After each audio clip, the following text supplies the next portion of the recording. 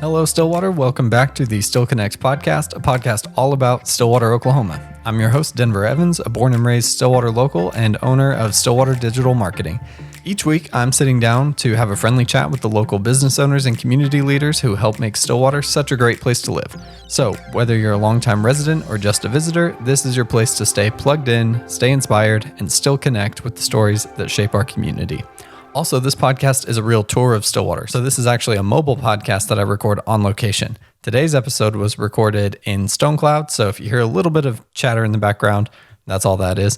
I'm so excited for today's episode. I got to sit down with Audra Carter, the kitchen manager at Hatch, and also owner of Small World Supper Club.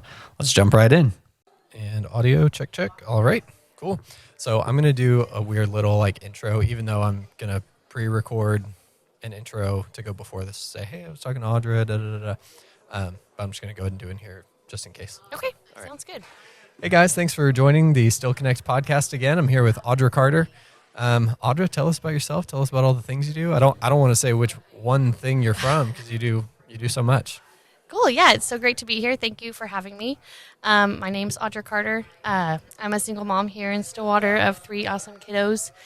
And I do wear multiple hats around here in Stillwater. So I am the kitchen manager over at Hatch, as well as kind of the culinary director of Upside Hospitality, which is an up-and-coming hospitality group that is grassroots here in Stillwater, owned and operated by Corey Williams. And I also own my own business called Small World Supper Club, which is kind of an eclectic pop-up restaurant, if you will, / private chef services. Yeah. Yeah. Very cool. So tell me about each of those. Which one do you want to start with? Whatever you think. So I don't know. About a year ago, I was working over at the Monarch. I had opened that kitchen over there, that restaurant, and it wasn't necessarily a fit for me, but I was, keeping my head down and doing what I could for the restaurant. Started picking back up my own side gig, if you will, which I had done in the past, and I put that on hold while we were starting the Monarch. But I decided to kind of put that back into place and did my very first pop-up here at Stonecloud. Which is Small World Supper Club, right? Which is now Small World Supper Club. Okay. Back then it was just Audra Carter. Oh, yeah. And a flat top Yeah. and some food.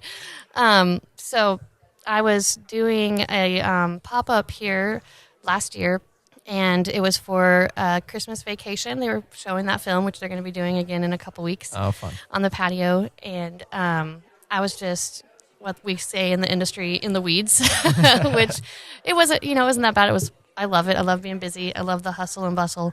But I just had tickets stacked. There was a line, and it was great energy. It was a great time.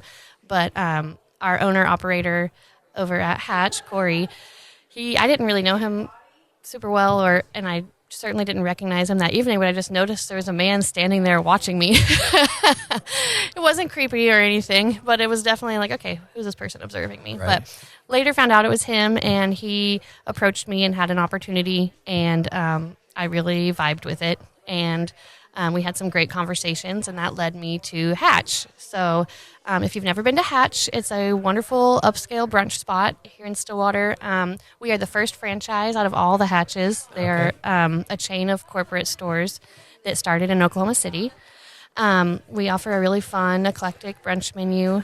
We're open from 6 a.m. to 2 p.m. Monday through Friday, and 6 a.m. Did I say 6 p.m.?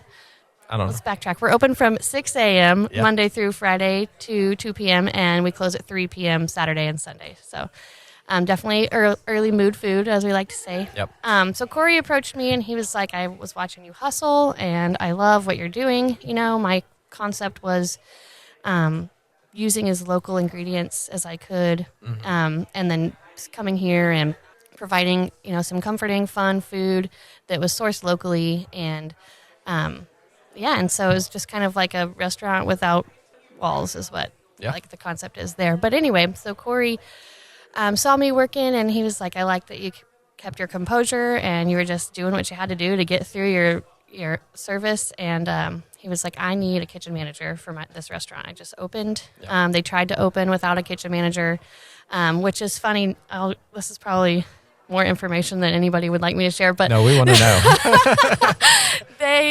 the company that started all the Hatches Provisions Concepts, they have a rule that no restaurant shall be opened without a kitchen manager again. So they were about a month into opening when they hired me. So everybody else had been trained for weeks, and the restaurant had been open a month and a half when I started with the company. But so his proposal to me is, I know you don't want to go work at a brunch restaurant with someone else's menu. I see what you've done at the Monarch, where you've created these menus that were seasonal and ever-changing. I see what you're starting to do with these pop-ups, which have been pretty successful and a lot of fun. And he was like, this is not where I want you to end. I just need help stabilizing this place. And you have the experience and you have the drive. And he was like, but I have more opportunities and more, I want your creativity to blossom, but I need this right now. And if you can help me with that, here's the other things we could do. Yeah. So that's kind of the beginning of that relationship and why why I'm at Hatch, really. Very cool. Yeah. So Hatch is celebrating 1 year today. Yesterday. Yeah. Which, for those of you listening to this in January, yesterday is December 11th. So let's kind of let's back it up. So Sure. where did you start? What got you into food, your whole culinary experience, and just Stillwater? Sure. Well, I feel like my love for cooking started from as early as I can remember. Being in the kitchen with my grandparents. My grandparents were older. My grandma just really needed help. And so I remember peeling potatoes and stuff from the age of 3 and just being in the kitchen so much and just loving it. I think that acts of service and cooking in general is kind of my love language. And I have just always really loved that moment when you give somebody a plate of food or you share a plate of food with somebody. It's always resonated so deeply within me. And so I've always known that I want to do that. I've had some periods in my life where I've questioned it or questioned my abilities, to survive in the industry as a female, as a single mom, but I've always come back to that. Yeah. And so I don't know. My first restaurant job in Stillwater was Giuseppe's. Oh, actually. yeah? Wow, yeah. Okay. But old school. So you're from around here? I grew up in Cushing. Okay. Yeah. I graduated high school from Cushing. Okay, because I was Giuseppe's, man. That was a while back. It was a while back. So I remember Giuseppe's. That was good. Yeah, I did a year of culinary school in Okmulgee, and I moved here, got my first apartment in 2011, and I was commuting, and I was working at this steakhouse in Beggs that one of my culinary instructors owned, whom I had begged for that job, and he told me no at least 30 times until he desperately needed a line cook all of a sudden. Yeah. So I worked there. I worked at the Cushing Country Club as a server because they wouldn't allow me as a female to work in the kitchen. Really? Yeah, I hated it. Why? It's gotten better, but it's definitely a male-driven industry. Okay. And I don't know. I would have had to have a lot of experience back then to get a job in certain kitchens. And, some people were more open to it. And certainly, like I said, it's gotten a lot better. Yeah. But anyway, I moved here, and so I was driving there for those jobs, and I was swinging through different restaurants trying to find a job. And Giuseppe's was the first one to hire me. They were like, okay, we'll start you off in the dish pit, but we'll give you a job. And so I started washing dishes, worked my way to salad person, to grill cook, to prep cook, to baker, to all of a sudden I was running the whole line for lunch. And then I became a kitchen supervisor over there and just kind of worked my way up with them and some confidence in the kitchen. I went from there to Brooklyn's when that place was around. Mm-hmm. Where Granny's is now. Yes. Yep. Yeah. And then I kind of hit a wall and felt like I had imposter syndrome, that the industry was super saturated and I didn't have the talent that it took to get move up. I would never be in true management. I would never be a real quote unquote chef, and what does that even mean? Right. Right. I know what it means to me, but it means so many different things to so many different people that I kind of withdrew from the industry for a while. Yeah. That makes sense. So, I mean, I think anybody, and I feel like a lot of people who aren't small business owners might not get this, but when you're basically out there trying to, in some sense, like make a name for yourself or develop your skills or whatever, and you're looking at your career very entrepreneurially, that imposter syndrome is just like so real. It is Like, so real. yeah, like because when you said, "Oh, whatever it means to be a chef," I've dealt with the same thing of being a photographer, being a videographer, being a wedding photographer, like all those things. Like, what's a real wedding photographer? That type of thing. And then when we saw the opportunity, my wife and I, to and this is actually kind of when we were dating that I started working on this, but to kind of step into the marketing side and start taking over some like social media and things like that for businesses, it was like, oh, well, what makes you a marketer, sort of thing. Do you have what it takes? Do you have what it takes? Yeah. And what it takes is making sure that every post goes out every day. Like, it's crazy. I think it was last year, 2023, we published 4,500 posts. Wow. Over 4,500. Yeah. That's impressive. So I totally get the whole imposter syndrome. You want to quit, man. Yeah, and it still creeps up on me every once in a while. Oh, like every other day for me. No, totally. What is a podcaster? Do I have what it takes? Do I have what it takes? Yeah. So that's really cool. So tell me about, like, how did you get back in then? So when I took a break from the industry, I became a mother, and Congrats. Thank you. And that was circa like 2015, and I don't know. I wanted to focus on my kids. I had to work, but I didn't want to be too far from my baby, my first child. Right. And so I got a job in a daycare. I worked at the Methodist Church for several years, and I took care of little toddlers and 1-year-olds. And that way my child was able to be right down the hall, and I could check on him whenever I wanted. But I always, I missed it so much. Yeah. I would think about it all the time. I miss the smell of the stainless steel when you walk into a clean kitchen, industrial kitchen, and I started, my ex and I, we had nothing. We had no money ever. And out of necessity, I started baking from home. Okay. And so I did that for a few years, and I would do a lot of dietary restriction orders, so people who needed gluten-free, dairy-free, vegan, and I just baked all the time and kind of honed down that skill, which I didn't really have before, the timing was kind of cool.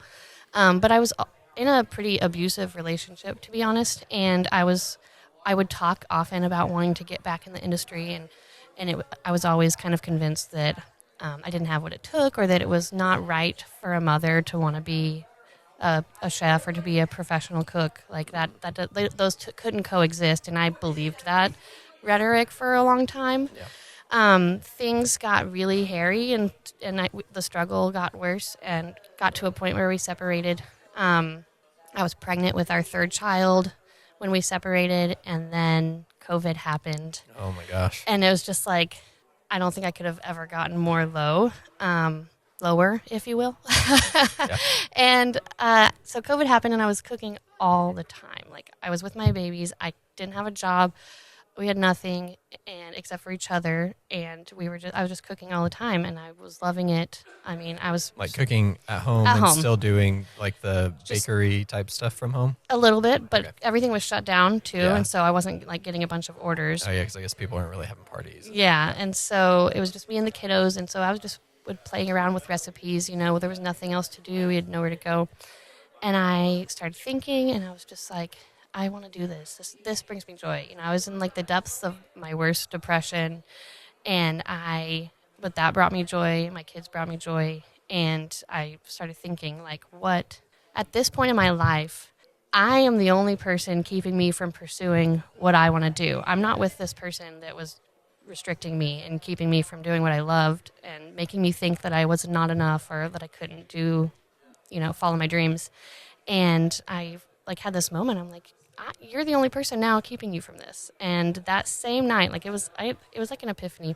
That same night I got on Facebook and I saw that Good Little Eater was hiring, and they were Oh, opening yeah. their dining room back up. It was like kind of fall-ish. I think things were kind of creeping open a little Right. bit. And I had always wanted to go to her restaurant. I was always fascinated with her concept, and I thought, like, from afar, she seemed like such. I always like fangirled over her, but I had never gone to her restaurant. We never ate out much, you know. Right. And so, I on a whim, I like call my mom, and I'm like, hey, if I get a part-time job in a kitchen, I know this sounds crazy, you know, I have 3 kids, and I was like, could you help me pick the kids up from school? If I could just work a few hours here and there at this little bakery restaurant, it would just really fill my cup. And it took some convincing, but she agreed to help me out so I could do that. And I applied, and I had an interview with Sarah, and we just like hit it off. That's and awesome. yeah, and so that she was like the liaison, like back into the industry for me, was working at Good Little Eater. And what was really cool was just like on a whole emotional level, it's like I needed her as well to see somebody who was like getting goosebumps thinking about it. But to have somebody who was so unapologetically herself and a very strong woman and running this little restaurant, doing it her own way, you know, like it just, I really needed that in my life. And I feel like after I got that and I had that, built that relationship with Sarah and had that job, things just kind of trickled from there to where I'm at right now. That is so cool. So did you go straight from Good Little Eater to Monarch?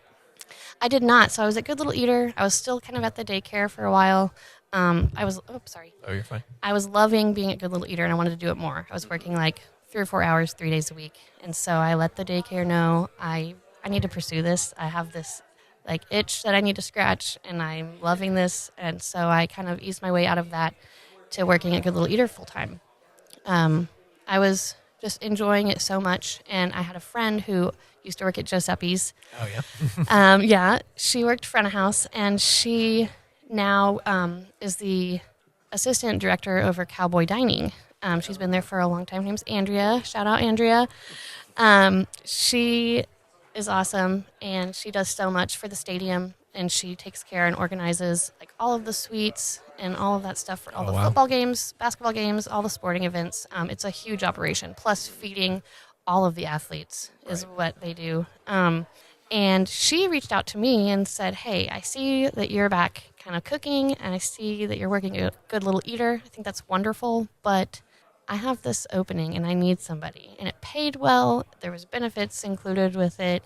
At that time, I had not made as much money as they were offering ever. And not that it was like an incredible amount. Right. But yeah. But still. yeah, and so it was just like this next step in my Absolutely. professional career. And she was like, I just wanted to let you know that I think you'd be great at it, and we'd love to have you interview for it if you'd be interested. So I interviewed for it with a couple of different people, and I decided to pursue it.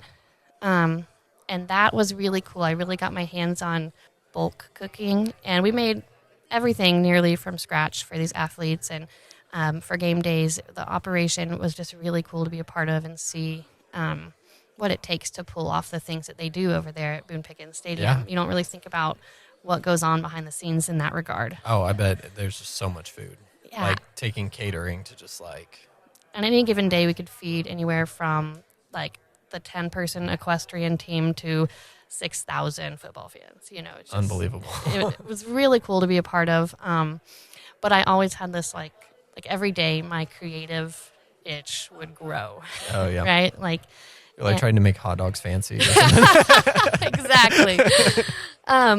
So Not that you can't make hot dogs fancy, but you know.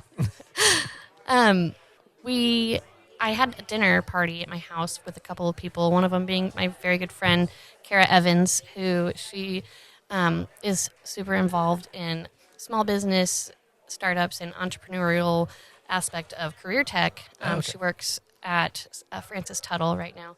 I had her over for dinner, and I was telling her how I wanted to start this side hustle where I private dinner parties for people, or I wanted to cook for people on that creative level. And she was like, tell me how much you spent on this whole meal, like right now, and let's break this down. And we're going to make a business plan.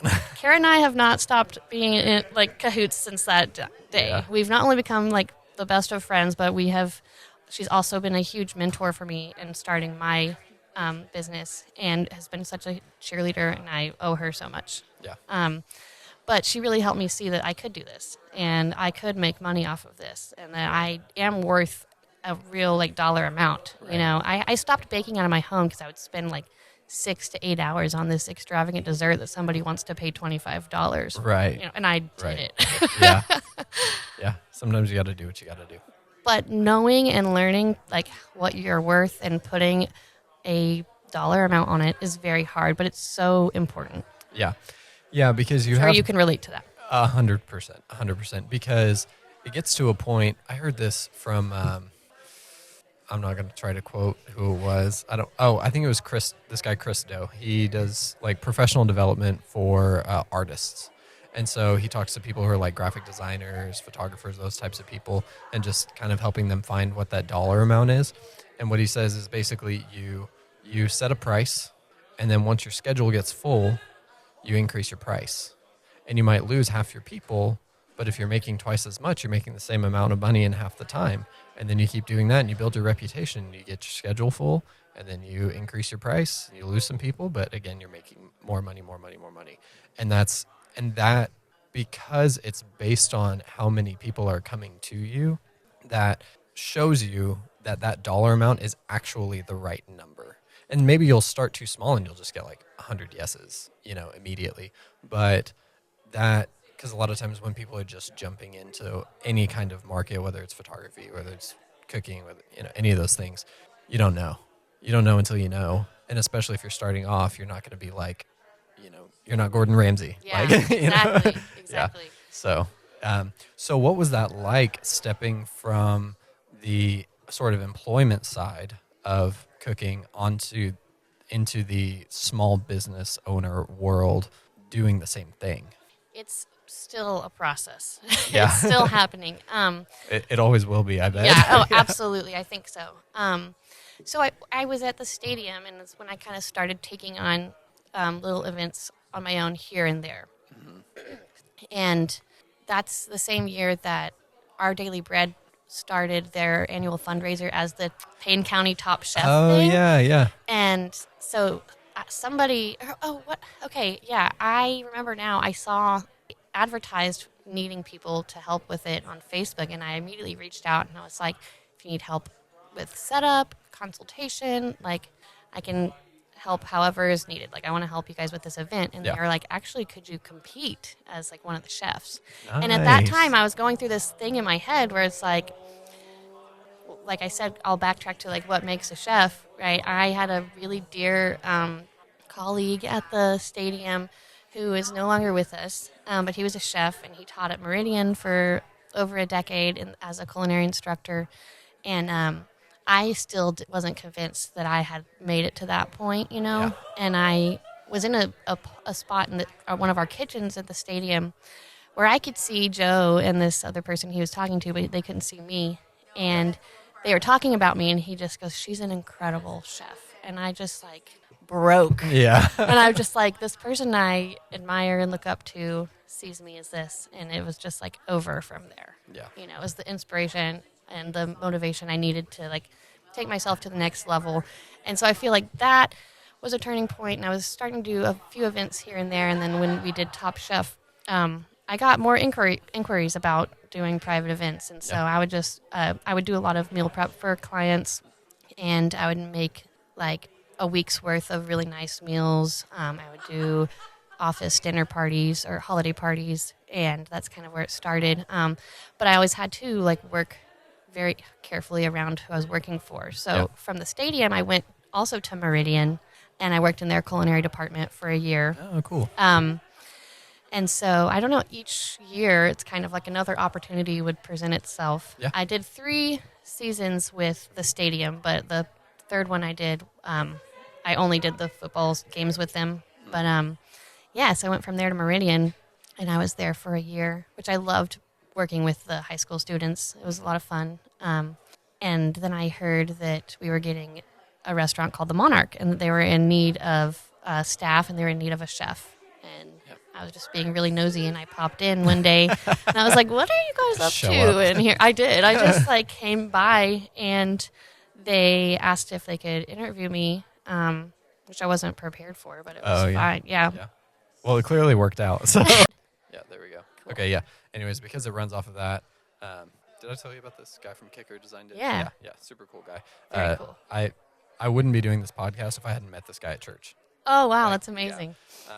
I have like some other podcast equipment, but it's just not the same quality. Very cool. This should be good. We just can't laugh too loud. Sorry. Chef, we actually have done some work with Our Daily Bread recently, and I just interviewed Rachel Condley yesterday, which I don't Amazing. know, I have no idea what order these episodes are going to release, so that'll be out there when it's out there. So do not expect a certain order, but yeah, she's awesome. They're wonderful. awesome. Unbelievable story about how Our Daily Bread came together with like 5 different food banks and partners, and Exactly. so cool. Yeah. So what was the Top Chef event like? Well, so when I heard about it, first of all, I'm a big like food TV fan, and so I was like, "That's such a fun concept." Yeah. But not only that, like I had been through some really hard times, and like my family utilized Our Daily Bread in the past Oh yeah. a good handful of times, and so it just felt really important to me to kind of be a part of what they were doing and give back and help in whatever way I could. That And is it was so cool. A lot of Full fun. circle. Totally. Yeah. It was a lot of fun to get to do it on that capacity. I kind of thought I'd be helping set up or, I don't know, but it's been a lot of fun. So I competed with them in that event twice, 2 years in a row. And this last year I was a judge. So they've changed kind of the setup Yeah. each year, but it's such a fun event and people get so excited about it. And we raise a lot of money, for Our Daily Bread, and it's just they're such an important asset to this community. Are there any other nonprofits that you've been like involved with, done some work with, or you just like? Well, I feel like Our Daily Bread is the main one that I've worked with the most. We did a pop-up recently where we asked people to bring items, and I was really impressed with the turnout. We asked for like specific items because they get a lot of the same stuff over and over again. So what's on the horizon? Well, that's a great question. So I have just been so inspired and motivated to grow Small World Supper Club. That's, like I said, that started as me kind of wanting to do private chef services and do dinner parties. And I learned about like the concept of a pop-up, which I love.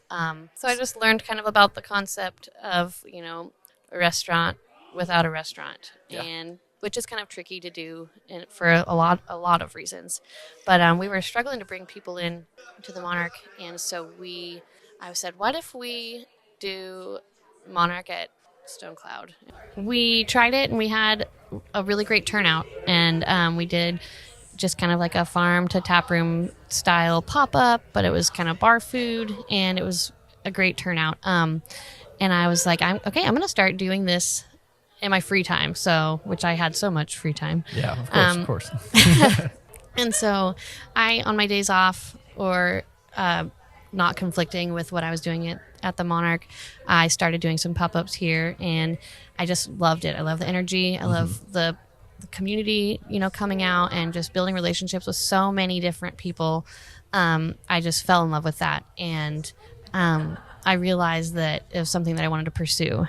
And I've had the concept Small World for like at least a decade. Wow. Like it being kind of an eclectic, seasonal and local happening, Yeah. just food and service centered around community. Yeah. And I wanted to like recreate that feeling. Like the concept is like when you run into somebody or you have something in common with somebody and you're like, wow, it's a small world, Yeah. and that's kind of where that came from.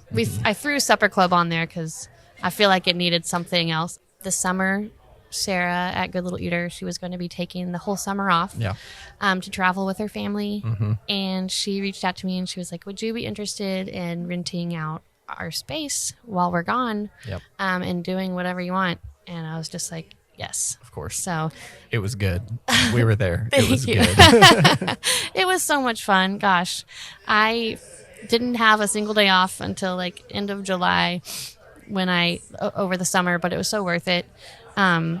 And it was just really fun to see like the same people or new people coming each week. Each week was a different concept, a different pop-up, whether it was at Good Little Eater and you would sit down and eat there, take it to go, or we would come here and do it out on the patio. It was just a lot of fun, and we've just received a lot of good feedback, and people like that it's changing and that it's, you don't know what to expect. And so we just hope to keep building it up. Yeah, it's cool because, I mean, where else can you go where a chef is just like making up a menu for like one night only? Like, that was so cool. And we came for Thanksgiving. It was amazing. Oh, it was incredible. Loved the sandwich. Oh, thank you so much. It was so good. We didn't stick around for the movie, but it was cool that you and Stonecloud, they did the whole Planes, Trains, and Automobiles thing. Yeah. So. Well, and I love working with Stonecloud because they do so much for the community. I've done pop-ups with them when they're benefiting Wings of Hope. Right. And places like that, or the Seville Center. And so Matt's a huge inspiration to me as a community leader. Yeah. And I love working alongside him. He's so good to me and to everybody. Yeah. But I don't know, the goal with Small World Supper Club is to never end it here, to always do pop-ups, to always do events, but I obviously would love to get into a brick and mortar situation, and there's been concept of a food truck as well, or maybe both. Very cool. And so that's what, we're working towards. Yeah, that's exciting. We want people to come to Stillwater for this concept and for other concepts too, which I'm really grateful and hopeful to be a part of through Upside Hospitality. Yep. And so there's just a lot of cool things happening. Yeah, so talk a little bit more about Upside. What exactly is Upside? So Upside Hospitality is a restaurant group here in Stillwater, and right now the only restaurant you'll find under us is Hatch. Okay. I don't want to share too much, but we will have more restaurants and exciting other venues of service, I'll just say, under our belt in the next 5 to 10 years. Okay. So lots of cool things are happening, hopefully a little sooner than that too. But it's going to be a variety of wonderful spots that Stillwater, I think, really needs. Very cool. So if I might ask, are they potentially going to be things like Hatch, where they're concepts that exist other places, or are they like they're new concepts? So my hope, and what I believe, not that there's anything wrong with having a franchise or a corporate store or a chain, is Hatch, as far as I understand right now, should be the only chain or franchise under our hospitality group. We're hoping to do mostly original concepts after this. So cool. Yeah, I'm awesome. Very stoked about all of the things that we have ideas on and the things that are moving. So, yeah. Very cool. Corey's been wonderful. He's super supportive of creativeness and people exploring their creativity. And he's been wonderful to work for. And I'm excited to see where our partnership goes. Yeah. So how many people or entities are involved with Upside currently? Well, we've got Dana Whelan, who is she's kind of like our COO of our hospitality group, and she does so much for Hatch and for all of us as employees of Upside. Yeah. But right now it's me and Corey and Dana, and we have Adam Cisco as well, who's the GM over at Hatch. And so we all are always talking about concepts and ideas, and there's a handful that are definitely in the books that are going to happen. Awesome. Yeah. Awesome. Well, that's super exciting. Well, Audra, thanks for joining me. Thanks for having me. Super excited to talk to you again as these things keep happening. Absolutely. It's been a pleasure. Thanks for having me. Thanks again for tuning in to Still Connect. I'm so glad you joined us for this chat with Audra. She was awesome. It was so much fun getting to sit down at Stonecloud and record with her. And there's always more where that came from. If you loved today's episode, don't forget to follow on social media to stay in the loop, as well as share this podcast with all of your Stillwater friends so that we can grow the podcast, these conversations, and ultimately our community. If you want to go a step further and help bring these stories to life, consider supporting the podcast on Patreon at patreon.com/stillconnectpodcast, where you can get early access to episodes, a peek behind the curtain at the podcast making process, and a shout out on an episode for as little as $5 a month. With our higher level tiers, you can get access to things like patron-only polls, special requests for the show, access to online Q&As, and in-person hangouts with me and your fellow patrons. No matter what your capacity for supporting the podcast is, every little bit helps grow this amazing community. And we all need community. So even when life gets busy, make sure you still connect.